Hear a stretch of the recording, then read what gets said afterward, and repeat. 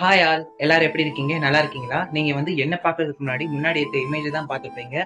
அந்த இமேஜ பார்த்த உடனே உங்கள்ல நெறைய பேருக்கு வந்து என்ன அப்படின்னு தெரிஞ்சிருக்கும். அந்த இமேஜ்ல வந்து பார்த்தீங்கன்னா 3 ஆணி இருக்கும். அதாவது ஒரே ஒரு ஆணி மட்டும் நேரா இருக்கும். மத்த ஆணிகள் எல்லாம் வளைஞ்சு வளைஞ்சு இருக்கும்.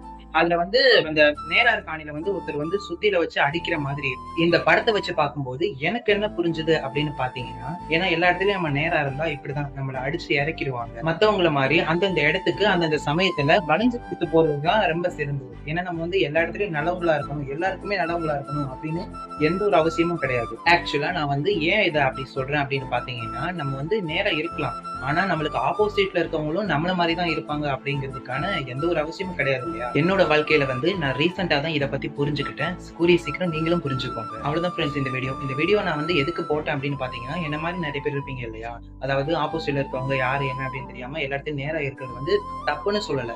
அதாவது அந்தந்த இடத்துக்கு தகுந்த மாரி மாறிக்கிறது பெஸ்ட் அப்படின்னு நான் சொல்லுவேன். அவ்வளவுதான் கைஸ். இந்த வீடியோ பிடிச்சிருந்தா இந்த வீடியோக்கு ஒரு லைக் பண்ணிக்கோங்க. மேலும் அமேசிங் அண்ட் இன்ட்ரெஸ்டிங் வீடியோஸ்க்கு நம்ம சேனலை சப்ஸ்கிரைப் பண்ணி பக்கத்துல இருக்க பெல் ஐகானையும் கிளிக் பண்ணிக்கோங்க. ஓகே ஃப்ரெண்ட்ஸ், தேங்க்ஸ் ஃபார் வாட்சிங்.